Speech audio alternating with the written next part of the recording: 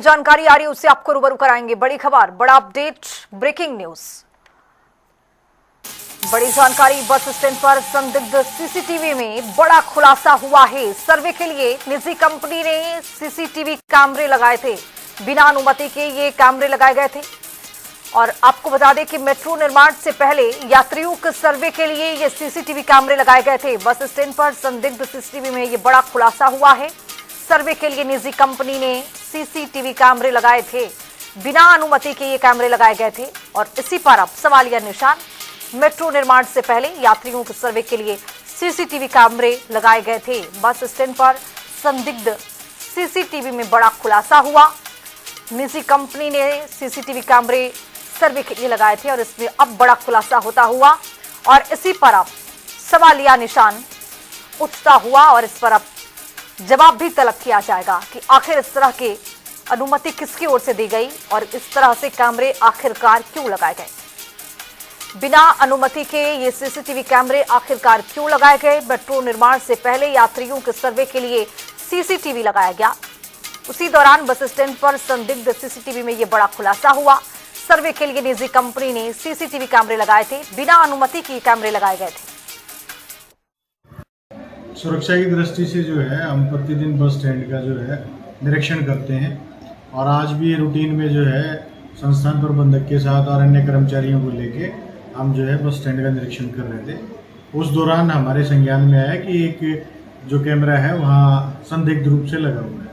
वो जो कैमरा है वो हम बिना परमिशन के लगाया गया था, लेकिन बाद में हमें पता लगा है कि वो जो है मेट्रो कनेक्टिविटी से रिलेटेड जो है एक सर्वे था।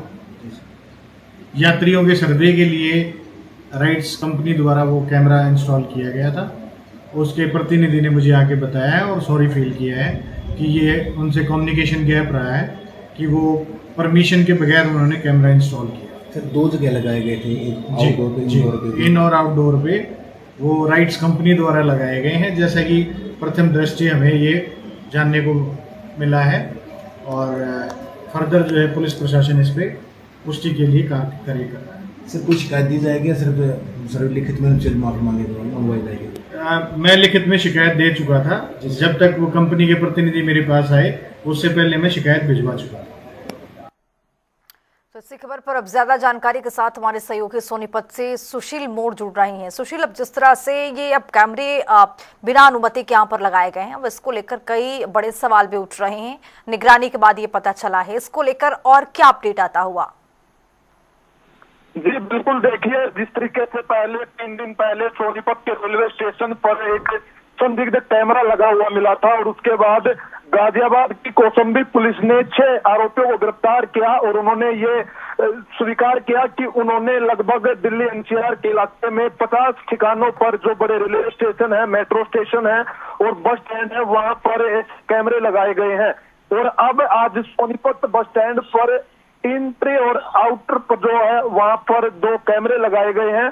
दोनों कैमरों की जब जांच पुलिस के द्वारा की गई, रोडवेज विभाग के अधिकारियों ने की जांच, तो उसके बाद पता लगा कि ये जो कैमरे हैं वो किसी निजी कंपनी ने लगाए हैं किसी सर्वे करने के लिए। हालांकि रोडवेज विभाग से किसी भी तरह की कोई अनुमति तो जो कंपनी की तरफ से नहीं ली गई थी और अब रोडवेज विभाग के जीएम ने